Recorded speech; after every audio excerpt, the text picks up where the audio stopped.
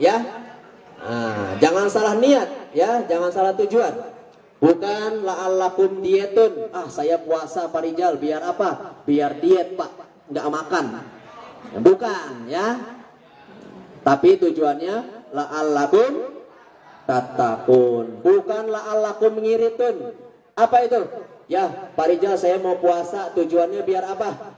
Biar ngirit, Pak, nggak keluar duit kan lumayan, Pak. Buka puasanya tinggal ke masjid, Pak, nyari takjil, Masya Allah. Jangan, ya. Tapi ya silakan yang mau infak ya silakan ya dijalankan, nggak apa-apa ya. Di bulan Ramadan ini anak-anak banyaklah mengeluarkan infak ya. Perhatikan firman Allah ini. Matsalul ladzina yunfikuna amwalahum fi sabilillah. Barang siapa ya, perumpamaan nih orang-orang yang menafkahkan hartanya di jalan Allah, kamatsali habbah, itu seperti satu benih ambatat sab'a sanabil dikali 100, balasannya berapa?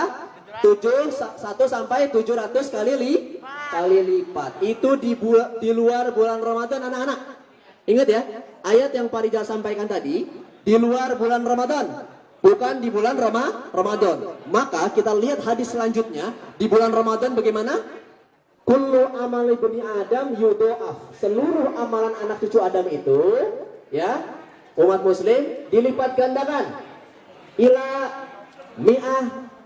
sab'i mi'ah da'fin, sampai 700 kali lipat, ya. Kalau di bulan Ramadan itu ada penglipatan lagi sebanyak 70. Sebanyak 70. Maka sedekah yang kalian keluarkan hari ini itu nanti akan dilipat gandakan sampai 700 kali lipat.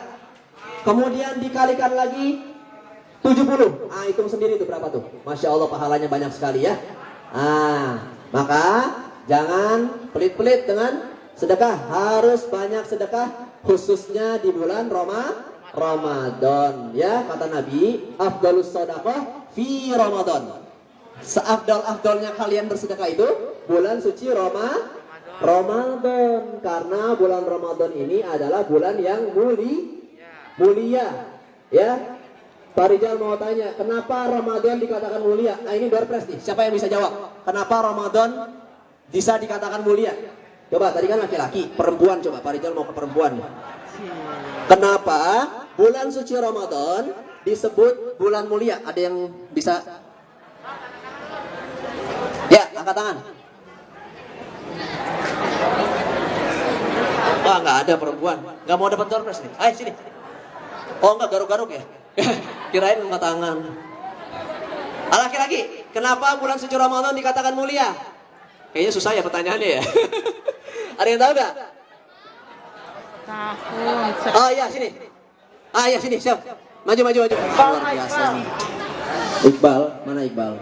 Ya, ini Muhammad Salman. Dari kelas berapa? 82. Oke.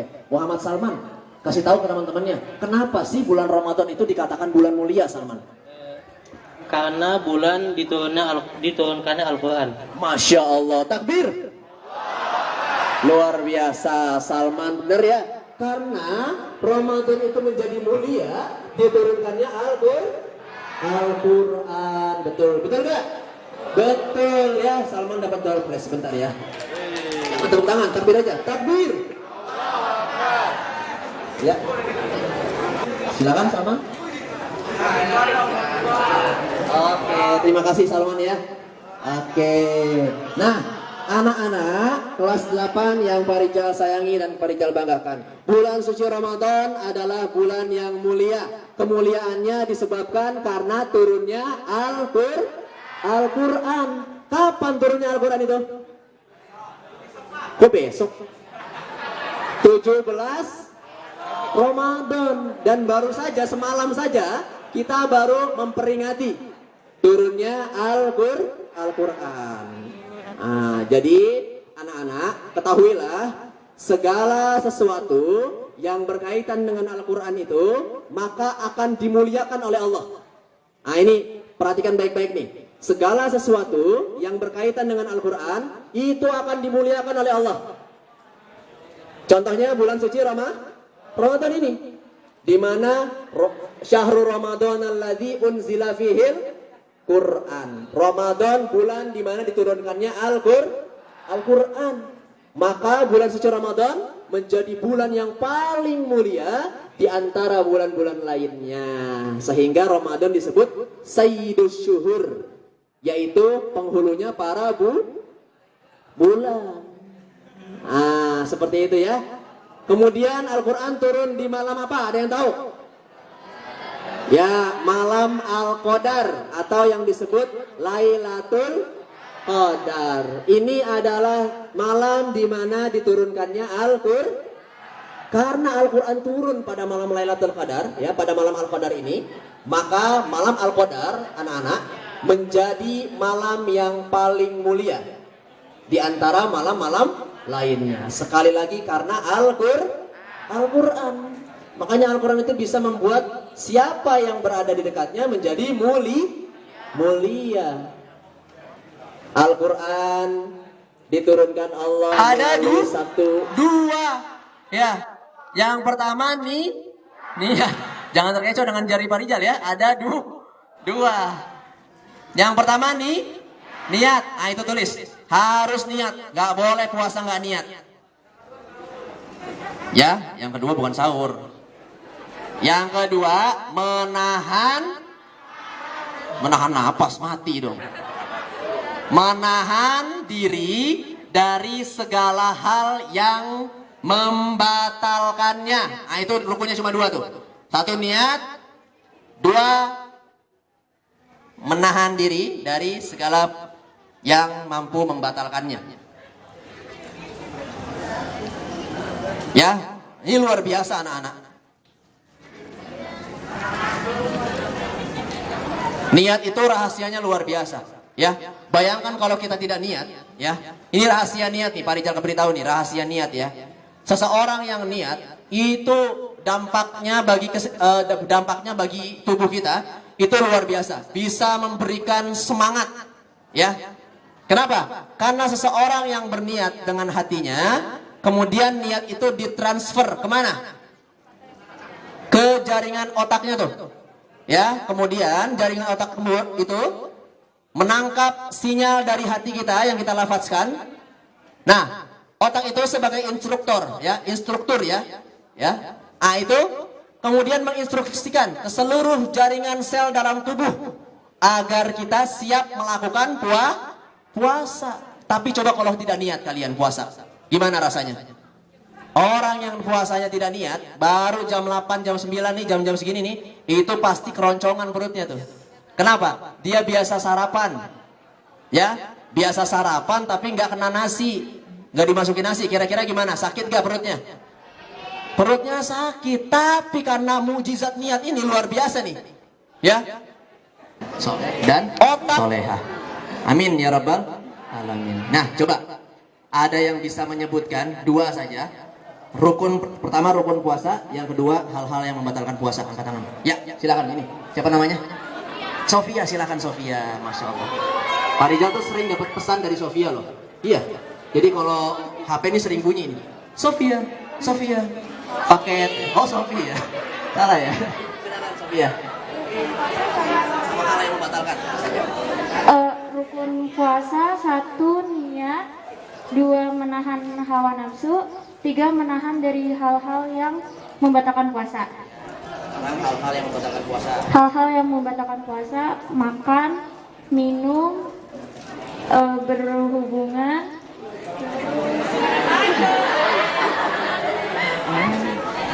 Ya, 1 apa tadi? Makan dan minum. Ya, 2. Berhubungan. Berhubungan apa? Berhubungan orang dewasa.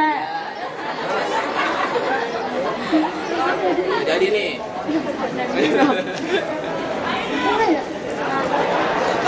Makan, minum.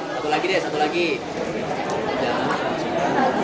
Jangan memasukkan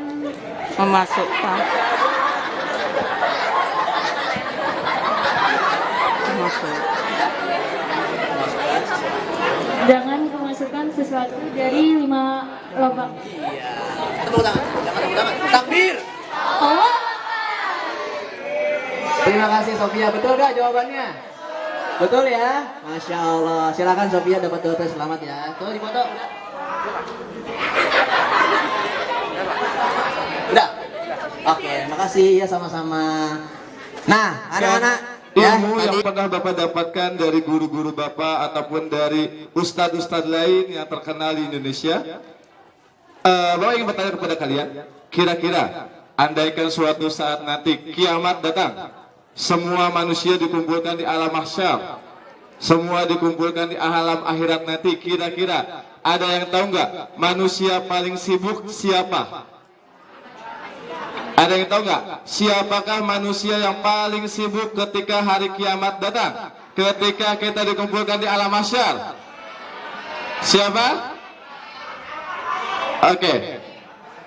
Kata Allah, ketika hari kiamat datang, seorang anak akan melupakan ayahnya, seorang ayah akan melupakan istrinya, seorang ibu akan melupakan anaknya. Jadi, pada suatu saat nanti kita akan lupa semua hal apapun. Bahkan sehelai benang pun kita tidak punya. Kata Allah, kita dalam kondisi yang telanjang bulat, setelanjang-telanjangnya, sama sekali kita dikembalikan lagi ketika kita awal hadir di dunia ini. Nah, tapi kata Allah, ada satu sosok manusia yang paling sibuk, yaitu adalah Nabi Muhammad SAW. Bapak teringat sebuah hadis yang diriwayatkan oleh Bukhari. Hadisnya berbunyi seperti ini, yang langsung bahasa Indonesia ini aja. Setiap umat Islam pasti masuk surga, kecuali bagi yang tidak menginginkannya. Jadi ini adalah perkataan Rasulullah SAW, siapapun yang masuk Islam pasti akan masuk surga. Tapi ada dua tipe yang akan masuk surga. Ada tipe VIP, artinya tiket langsung, golden ticket. Ada yang tipe lewat neraka dulu. Ibaratkan kita terlahir sebagai sesuatu yang suci, surga tempat yang suci, nggak mau dong. Tempat yang suci itu dimasuki oleh pakaian yang kotor, betul? Maka akan ada dua golongan jenis manusia, yaitu pakaian atau manusia yang seperti pakaian kotor dan manusia seperti pakaian yang bersih. Maka pakaian yang kotor ini akan dicuci dulu, disetrika dulu, di laundry dulu, di mana? Neraka, betul. Tetapi ketika kita ada sedikit iman kita kepada Allah, insya Allah kata Muhammad, kita akan pasti masuk surga. Nah, kembali lagi ke manusia tersibuk di muka bumi. Ini ilmu dari guru Bapak di kampung. Kata guru Bapak, manusia yang paling sibuk ketika di akhirat nanti adalah Rasulullah SAW. Dikisahkan ketika kiamat tiba, umat manusia dikumpul semua, dan Allah menugaskan kepada para malaikatnya untuk mensortir mana manusia yang layak masuk surga, mana yang tidak. Dan ketika disortir oleh para malaikat, ternyata ada sangat banyak sekali umat manusia, miliaran umat manusia yang tidak sempat masuk surga secara langsung. Mengingatkan Ketika mungkin beberapa di antara kalian ada yang belum mengisi aksen tulis ya. Nanti ini kan sebagian dari sebagian teman kalian itu ada yang mengedarkan aksennya.